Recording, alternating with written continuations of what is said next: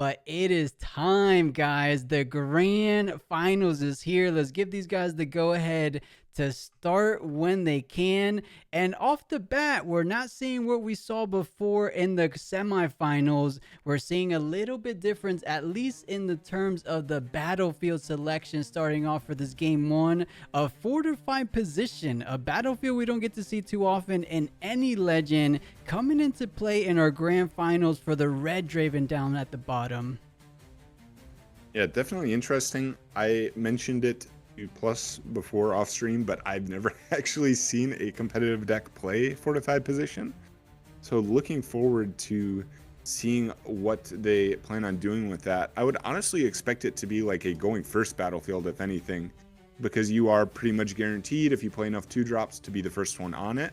And then it does mean that their 2-drop can't trade with your 2-drop, right? So, hey, I mean, cool idea. Curious to see why it was played blind game one. Yeah, I couldn't agree more, especially considering the fact you have things like Treasure Hunter and Overzealous Fans as your 2-drop, right? Those are units you're not really trying to defend and hold the fort, if you will, on those battlefields. Those are ones you kind of want to push back onto the battlefield or kind of just sacrifice it and push back a unit. So because I mean, +2 on a 1 might unit, you're not going to accomplish too much, but what you will accomplish is at least hold it down against this Overzealous Fan on the blue Draven so far. So at least it's a guaranteed point, maybe even 2 points going forward. Yeah, and what is a little bit interesting is it does make your Draven into a very hefty unit to attack into, as you can use the Draven combat boost for +2 and then shield as well. And the Draven becomes a defend for 8 for 4. Right. So it's like we're back to the stupid little Poro that's a 2-drop that defends for 5. Maybe that's the idea. Yeah, stupid little treasure hunter, I guess. Or wait, where you said fortified position on the Draven, right? Yeah, so I was saying it reminds me of when the mid-range playing the Poro, Oh, and then right. the Poro defending for 5 as a 2-drop. Exactly. Yeah, outstanding amount of might pressure early on. Let's see. Now, deciding to retreat everything back after that one whole point occurred. Just trying to develop the board nice and easy. I like this strategy going forward because you are on top of point tempo. And something to note, I forgot to say before we jumped into this break, this was indeed our number 1 and number 2 seed respectively in our tournament. Both of these players decided to intentionally draw their final round, so they're virtually undefeated this entire tournament series, this entire tournament long. So one of them will taste defeat for the very first time today. So this is gonna a lot on the line, kind of in terms of ego alone. Yeah, that was a good play by the bottom Draven, as in the mirror match you do want to try and keep off cards.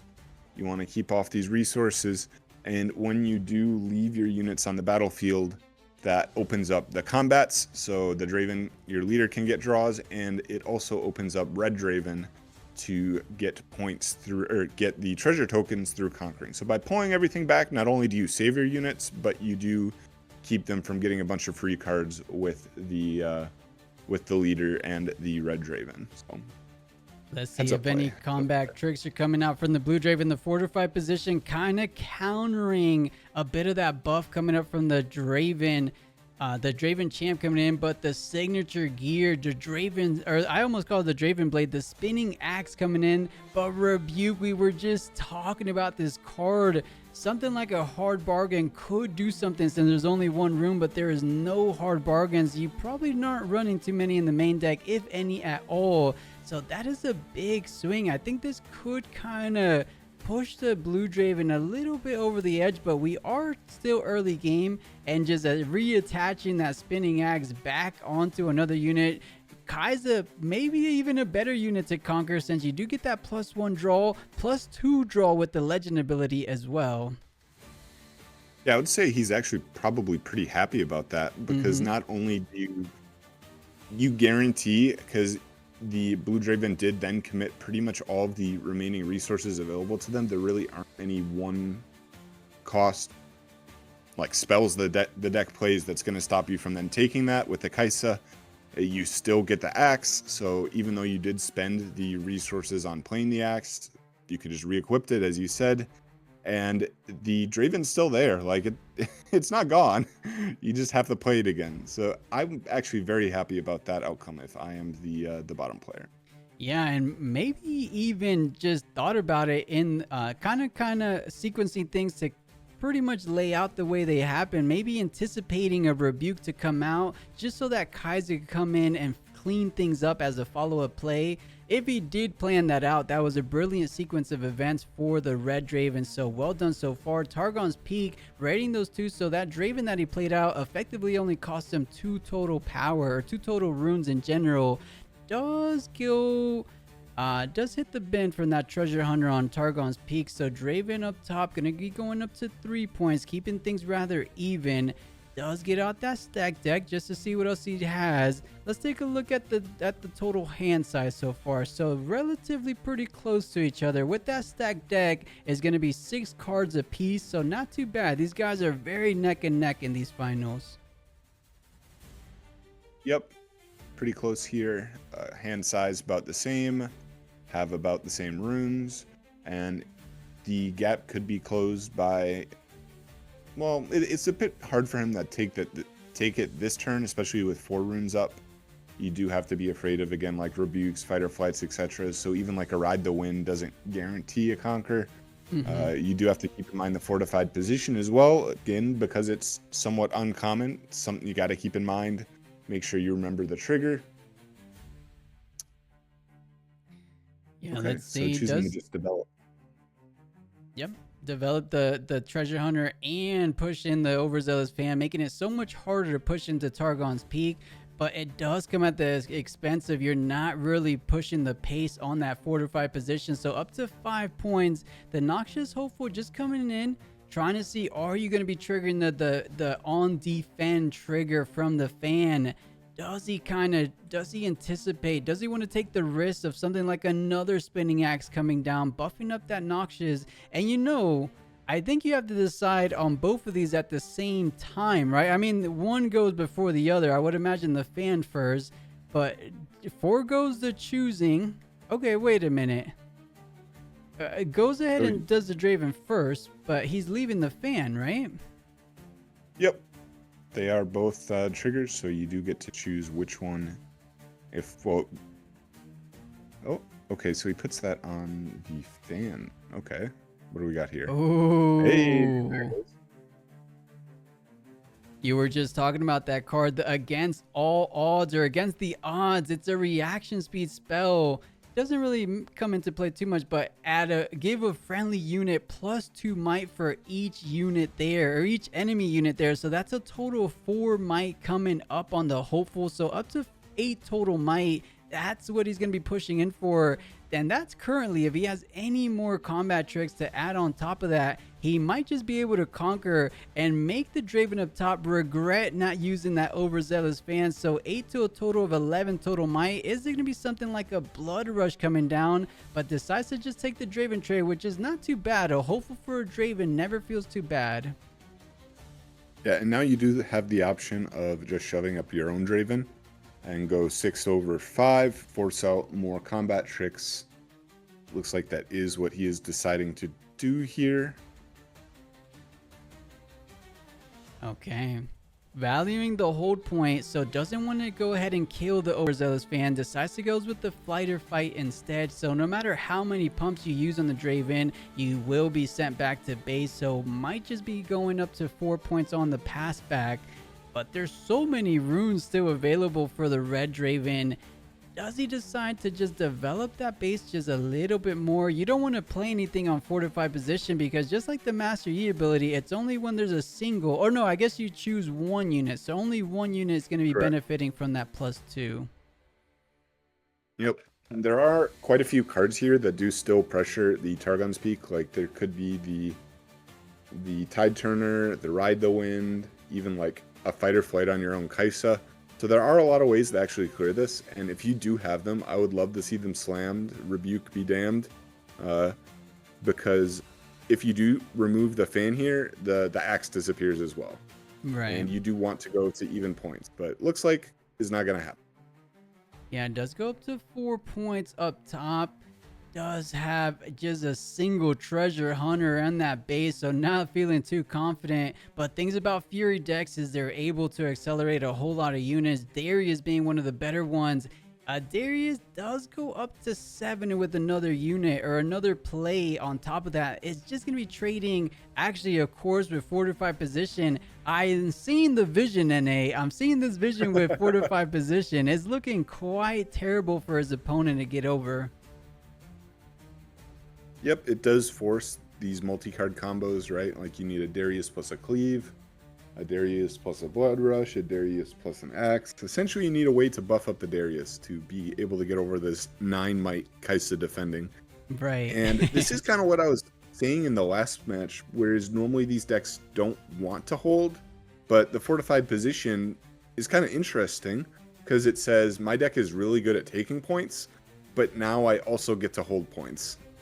You know, I could almost see it now when we think about the fact that they're playing a bit similar to traditional green decks where they have so many combat tricks. Now with things that quick draw like longsword, spinning axe, what else do you have on defense? With the against all odds, as we just saw as well, so many little combat tricks that we're used to seeing coming out from those com decks. So it makes sense. You're playing very similar to how Ari is known for playing, how Master Yi's known for playing. So I think Draven on the bottom, the red Draven, kind of putting a little bit of twist of what people have been traditionally building for this legend, and he's kind of paying off quite handsomely so far, looking like he's ahead, staying firm position on that battlefield and just making it so hard to get over. As you said, the 9 might of Kai'Sa with 3 runes available, it might just be able, I think that's another either long sword or a spinning axe able to come down, buffing it just that much more. Yeah, definitely opting to play more combat tricks that can be used on the defense rather than only the offensive one, which is what we saw from the previous match where it was just cleaves and blood rushes and everything you can imagine for going aggressively. Rengars, but not so much for defending. But here we've seen like the spinning axe, the against the odds, very useful for defense, especially when you're sitting on this with like a single Kai'Sa that says you need to play multiple units to get over this. Well, this against the odds becomes way, way better. Oh, yeah. Yeah, it's such a powerful card in general. The Kai'Sa going to be a simple conquer up to 7 points. 1 more point away from closing out game number 1 in these grand finals. Do you just pull back this Kai'Sa? Or let's take a look at the bigger picture. How much total cards? Oh, man, NA, that is a lot of cards. An abundance of resources and options on the defense. I'm almost willing to bet you just leave Kai'Sa in there almost as an intimidation factor, but no, I think he's going to be playing out perhaps. Oh, we do not see that card too often. I'll let you pronounce it because I am terrible with names. Tryndamere the Barbarian. Yeah, definitely an interesting There we go. It's the first time I've seen this card played competitively as well, so I really like this list. Very cool, very different. Very, very different, and it comes into play again for the fact that the gold being such a strong resource tool in this matchup, because Tryndamere usually 2 power, 7 energy. That's a lot to expend, but since you don't have to recycle your runes too often because of those treasure hunter moves, it does make it a little bit easier. And now it's a little bit scary because we were talking about the pump potential from this Draven deck. If he has a cleave, blood rush, spinning axe, longsword, whatever you want to say, this Tryndamere, if he does excess damage, you gain a point, or excess damage of 5, you gain a point. So you don't have to hold both battlefields. You simply have to do more damage, or do exactly 5 excess damage on your push, which I feel like isn't too crazy. He has to do it, right? Tryndamere has to be the one applying the excess damage. I believe he just needs to survive. I want to say, I've never played this card, so I haven't had these rulings come up, but I want to say he doesn't care if it's his damage.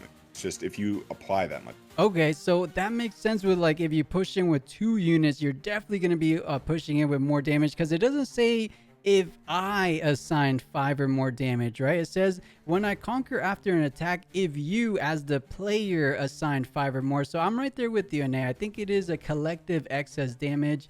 But here goes the defense coming in. The longsword, as expected, buffing the overzealous up to 6. So the fortified position pushing, trying to hold it down, but the cleave coming out from the Draven up top, going up to 7. So right now trading evenly with the Kai'Sa, which isn't a bad trade so far. Does the red Draven want to expend more resources for this hold, or does he want to just save all those resources for the Trendemir push? This is an interesting spot he's in. Yeah, it's kind of like damned if you do, damned if you don't. Mm-hmm. You have to clear the battlefields, but at the same time, you have to have enough to. Oh my gosh, another long sword. We knew he had a lot of cards, right? Oh my gosh, and the crazy part here is even if everything gets cleared, both these longswords come back to base and then just slap them on the Trendemir. Yeah, so he honestly doesn't feel too bad losing all these units, because that's 3 gears, 3 equipments coming back to be actually, I think you lose the spinning axe because it doesn't get attached on the opponent's turn. So that's at least the 2 longswords come back. So that's already 12 total might that Trendemir is pushing by himself. So we'll see. Does decide to trade for the overzealous fan, leaving that Kai'Sa with 9 total might. But I think the fortified position is each time when you defend is not the first time you defend. So Kai'Sa currently at 9 might, perhaps going up to 11 might on the second push, if there even is a second push. Well, he did decide to give the shield to the overzealous fan there.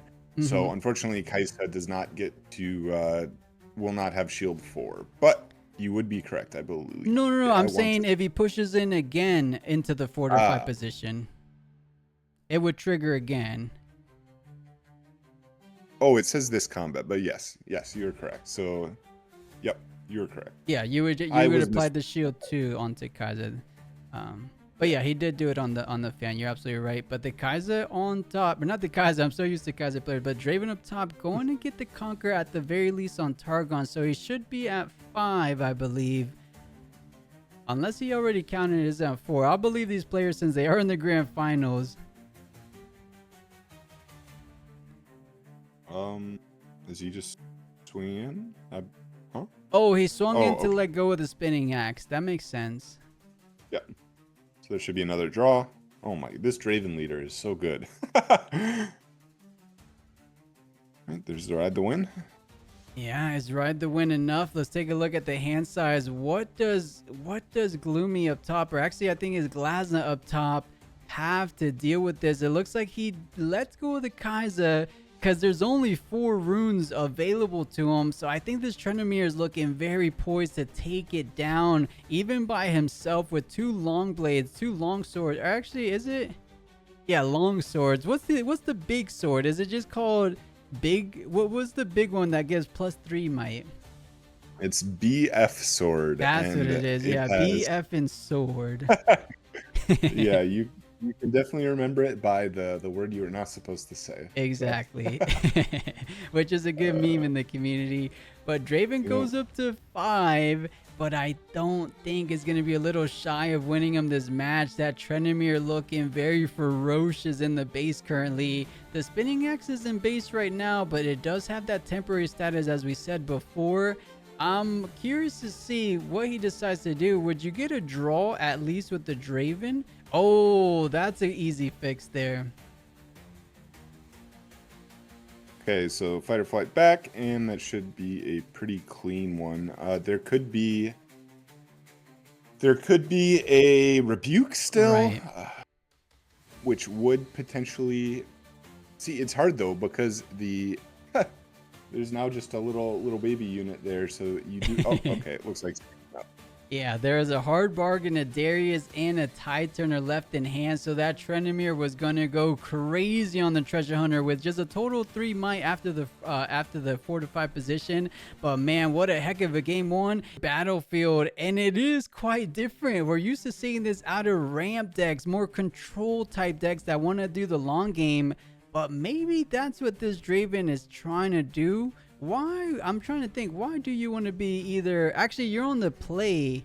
Does he just want to get out his Draven champion as soon as he can? That's my guess. Is it gives you 4 runes on your first turn, so you can just play the Draven and pass it right over. And the Draven attacking in, I mean, it's pretty good. You're going to be at 6 runes when he's attacking in. Start generating gold. Yeah, I mean, kind of cool. See how it goes. Maybe he's got a different plan with it. I don't know. Yeah, it is kind of cool indeed. So let's see how he ends up going forward. Does have. Wait a second. He did. Sent first. Yeah, he repeated. That's aggressive, right? Oh my gosh. That's kind of crazy that he was sent first as well. Yeah, and didn't he float 2 energy though? So he kind of could have played out a 4 cost unit as well, because that call shot is 0 energy. He just paid 2 power. Yeah, He was going first, right? Oh, we he messed this up before. Oh, is that what it was? Okay, I thought Yeah. the Blue Draven would decide to go first since he lost last game. I don't know. Here, maybe. Oh, is he the? Which one is? Can you zoom out for a second so I can see the player names? Gloomy's down Is to Glasgow- at the bottom. Okay. Huh. Interesting. Yeah, I don't know. I would imagine that as well, but maybe they got some tech. I think it was Maybe to they throw know. him off because he played Obelisk of Power, thinking about being considerate of the fact that he's gonna most likely go second. So Glaston's like, not so fast. You know what? You're trying to play a turn 4 play on your turn 1, or a turn 4 might unit on your turn 1. Let's go ahead and flip it around a little bit. I'll be the one with 4 total runes on my turn 1, so I could kind of see where he's coming from. Kind of just not letting him have his picture perfect game plan, if you will. I mean, it's really smart if he was able to make that read. Maybe he did tune into a friend's game or something and find out that he was playing the Obelisk, so he knew what was to be expected and was able to take advantage of that.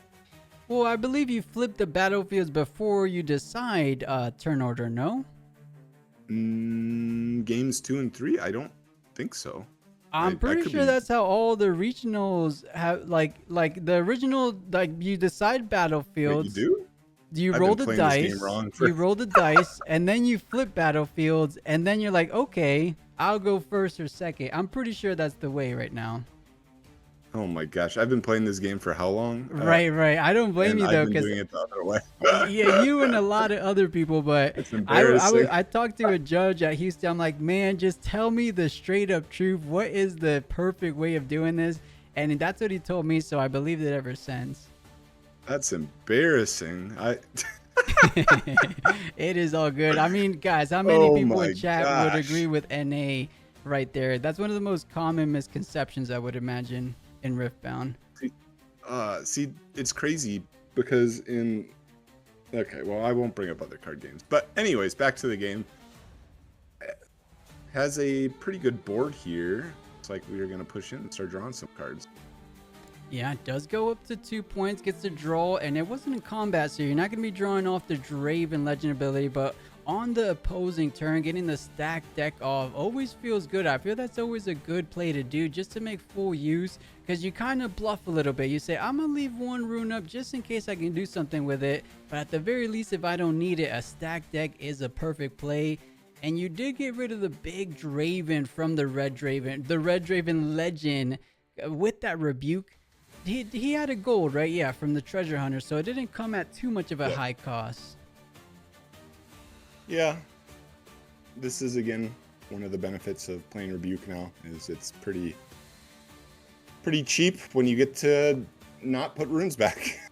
And then it's a very high tempo play, right? Get to remove it, force your opponent to pay for a unit twice, while also potentially having to wait 3 turns before actually getting a combat with it, right? Because they swing 4 turns, 3 turns. Yeah. Very high tempo play.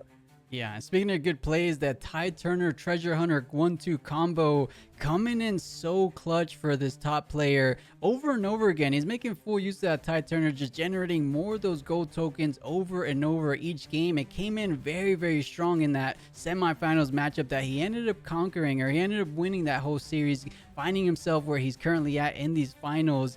You know, there's no Tide Turner on the red lower Draven, so that is definitely a big difference maker, a big difference in general from these two decks. So we'll see what ends up coming out ahead, because I think another difference, I don't think the top Draven is running long swords like that, right? Do you remember seeing any long swords? I don't think we've seen any. Yeah, we that could be different. I want to say we did see one last round, actually. Okay. At least yeah, one. you're right. We've seen a lot of Dravens today. Yeah, a lot of Dravens and a lot of different builds, which has been cool. Yeah, super, super cool. It just shows you that there's no picture perfect deck. There's no perfect 40 cards in a single legend, at least yet anyway. When someone goes crazy and does some really good high results, maybe in these Chinese regionals coming up, or in the Bologna and Las Vegas regional coming up. And a little side note, were you able to get your ticket NA for at least Vegas?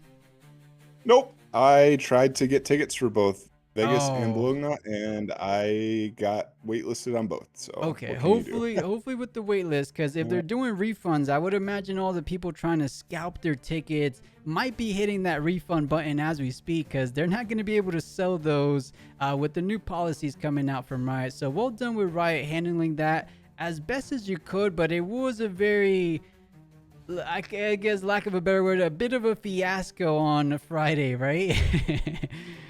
Yeah, it was very frustrating for me and some of my friends. Website kept crashing. Oh yeah. Got to the checkout a few times and it crashed. How about yourself? Did you get tickets? I was on the wait list, but somehow I got in. I got the email that I got off the wait list, so I got the standard badge at the minimum. But I'm hoping you and a lot of other players receive that email shortly. But hard bargain coming in to save it from the fighter fight. I liked it because he tried to hold it down on Reaver's Row, which we don't see too often.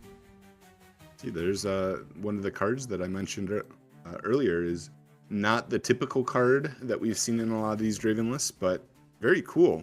Giving purple a counterspell was not in my bingo card. Yeah, not at all, and it's such a powerful card, especially considering the fact that when you just have 2 runes up, keeping something like a fight or flight up, you can't expend those extras. It's very similar for anyone that played Magic. Spell Piercer, I believe Spell Piercer, if I recall from back in the day, where if you don't have runes to use for that additional cost, is pretty much a straight up counter, not just on things that cost 1 power, 3 might, or 3 energy, but on every single card played, which is so powerful. So yeah, Hard Bargain I think is a really good sideboard card in this matchup. Yeah, it's pretty good, especially against the Rebuke card. You generally want to use most of your runes during your own turn to try and be as efficient as possible. You have to play your units, you have to take the battlefields, etc., etc. And the more runes you leave up, that means the less you're doing during your turn. So you want to leave up as little as possible, which Hard Bargain does punish you for, right? Because I say I have a Rebuke, I'm going to hold 2 runes for the Rebuke, and suddenly the Hard Bargain is stopping the Rebuke by itself. And I could tell by these guys' body language, you're discussing what trigger goes first. Is it the attack trigger or the defense? But you guys got to have to keep in mind, this was actually in the judge exam for those that took it. Attacker goes on the chain first, the defend trigger goes on the chain second, and then the last in first out. So the defend trigger has to be triggered first. So Reaver's Row comes before the activation of this red Draven champion, which is a bit of a discussion point. Maybe if they're listening in on the stream, they could kind of see what I'm saying. But you have to decide Reaver's Row before you decide that pump on the red Draven. Correct me if I'm wrong, NA. I'm pretty sure that's how it works. So it'll be, I'm going to use the word chain, because I'm from Yu-Gi-Oh! But Chain Link 1 attack trigger, so Draven. Chain Link 2 Reaver's Row trigger. And then Any reactions? No reactions. Reaver's Roach resolves, and then the Draven resolve. Oh, It they looks did like it. They did it the other way around. He said you got to pump first because you're the attacker. So they kind of treated it like priority. Now I'm a little bit confused because I would imagine these players know more than me, but I'm pretty sure that that's what the question was on the judge exam. So I don't know what to believe anymore. I'm pretty sure I was right, but I guess it doesn't make too much of a difference. If that one single red power comes into play later on, it might come and bite him, but I don't think a single red energy or red rune in general is going to make too much of a difference going forward. It's like choosing to push up and create the token. As our favorite little dude, favorite treasure hunter, one of the best cards of this set. Oh yeah.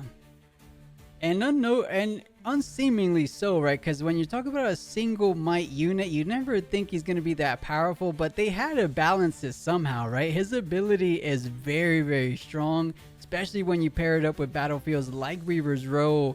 And it looks like he's just going to try to hold things down, but I'm a little bit scared because you put in Treasure Hunter, like you want to retreat it to get more gold, but the more value unit is going to be the red Draven on that Reaver's Row. So I'm wondering why he played more units onto Reaver's Row. Does he really think he could hold against the opposing red Draven and his brother Darius coming in most likely at the same time next turn? This could mean a few things. It does mean that your opponent has to shove up multiple units, right? Because if they shove up a single unit, you can trigger both the Reavers and the fan if you would like. Push back their unit, move your treasure dude, right? And then you get a token, and you win the combat, so you get a Draven draw. And then they'd have to push up again, and then you can just Reavers again and move the Draven back, right? Okay. And then if you do push up multiple units, then you are playing against the odds, right? So that could be a potential reason. Who knows if that's actually the case, but that would be my guess. Okay, so I think they're saying you got to decide if you're gonna play, because he didn't buff the Draven just yet before this Reaver's Row, and this is an interesting decision we were just talking about before he pushed in. Deciding to send back the Treasure Hunter, valuing that gold generation that much more, feeling confident that he's going to be able to defend with this Draven. That kind of signals to me he has at least 2 combat tricks, perhaps something like a spinning axe and a longsword to try to defend after pushing one of the Dravens back, or one of these pushing the Draven back. It looks like that is the option there. It looks like choosing to use the fan to push back. Did you see which one he targeted? Okay, so the Draven. Yeah, exactly, the Draven. The choice he made, not option. Yeah, the choice he made. Yes. So needs to play one more card here, I think. No, 2 cards here if he wants to get the Darius buff and put himself in the position to win this. There's a hidden. That's 1 card potentially. Yeah. I mean, he has a whole lot of runes available, so I'm willing to bet he will trigger that Darius pretty soon. Looks like there's the cleave. That's the classic Darius combo right there. Cleave Darius. And it looks like he buffed it up 1, 2. Oh, no, you do go up to 8. I'm thinking about the classic 10, but that's spinning axe number 1, bringing it up to 9 himself. And is there another combat trick? Because I would imagine there's 1 more card. You wouldn't push in a Darius and a double cleave coming up, bringing the total up to 13 total might. A fight or flight will close things out, and Draven will win that combat unless there's another hard bargain. The blue Draven's completely tapped out. Is there more than 1 hard bargain? I would imagine you may be siding 2 at the most in this matchup. This is interesting. Because if he chooses to push back the Darius can just push up again. But oh, you're right. It's ready. Maybe he just wants the draw from the winning the combat. Did he draw? I missed it. I didn't get to see. I would imagine he draw because he does win the combat, but he accidentally exhausted the Draven. Not the Draven, man. These brothers are going to get me all day long. The Darius does get pushed back readied. A card has to Yeah. specify if it becomes exhausted from the move. So if it simply says move, they move in the current state they are. And that Darius was readied on the move. So he could, there it goes. So he could push back exactly as you mentioned. Yeah, so he'll just push back up in the Reavers, but then you do get to save your Draven. So Yeah. with the Reavers. And I would imagine you wouldn't fight or flight unless you're looking to get the draw. So I would imagine he did indeed take that draw from the Draven Legend ability. So Darius at the bottom position, coming up to 6 total points. Final 2 points needed to close out our first ever Set 2 Grand Finals. And doesn't look too bad. Has a bit more rune economy than his opponent. I think if we zoom out, I think had a little bit more hand size as well. 6 total cards, or I believe 7 total cards I'm counting now, versus his opponent's 4 total cards. So doing better in every department. And the Trenimir coming down. This is looking very tough for our blue Draven at the top. Yeah, I'm curious if Riot has clarified on the Edge of Night yet, as when this card was revealed, there was a little bit of discussion whether you can even play it from hidden, because it says here, and it is a gear, so it moves back to base when you play it from hidden. Oh, So okay. if it did work that way, you would have to equip it to a unit in the base, but it doesn't really matter. There's a Draven in the base. Yeah, he And- probably would have rather equipped it onto Draven. But I mean, it does make a bit of a difference. So I would like to have some clarification. I believe a judge early on just mentioned to me about Edge of Night. I'll have to revisit that conversation after the stream. But I think you're right. That is another little odd case. Similar to, or not too similar, but I know the other big one that's been corrected lately is Blood Rush. Has anyone tried to do it forever on you, NA? A couple Annies did that on me. I'm like, man, this card is broken. A 1 energy card, no power, and you have it forever? Yeah, I mean, it is broken when it's forever, and we have a couple guys in our testing group who are adamant on playing it as ridden until it gets a rot. Right. So we have been playing versus Permanent Blood Rush for the last week, and it is very silly. Yeah, if that was the case, they would probably end up banning that card. But yeah, guys, it's just for the turn. Blood Rush isn't that crazy, but man, so many gold. But how much gold is enough gold? And will it make a difference? Because we're looking at a stack base right now for the Southern Draven. Darius, buffed up Noxious Hopeful with the Edge of Night, a Trenimir, and a Draven that could get buffed up to a minimum of 6. And then we're not considering the fact that there is an abundance of cards, 6 total cards to work with next turn. We saw already 1 Spinning Axe and perhaps even another one. We saw Double Cleave earlier, but we haven't seen any Blood Rush. Speak of the card we just talked about. You know, though, I don't even know if he's running Blood Rush, right? Because we haven't seen any in these series so far. Sorry, side note, did he play a spell before he played the Hopeful? Did I miss something? What do you mean? Oh yeah, you're saying why did he come out for 2? I would imagine. Did he play a cold shot or something? I think in the combat they had. No, actually the combat was the previous turn. So Yeah. I think they're talking about that right now. Okay. Because playing. Okay, so if the called shot was played this turn, that makes it nice and simple, but Yeah. did not see. And what's not But nice anyway. and simple is the math you got to do here. You want to try to win on this very same turn. You have 7 cards in hand, 4 units available to you. I don't envy this position. This is like the very thing that makes Riftbound. Riftbound is trying to do the math, anticipate what these final 6 runes are going to be for your opponent.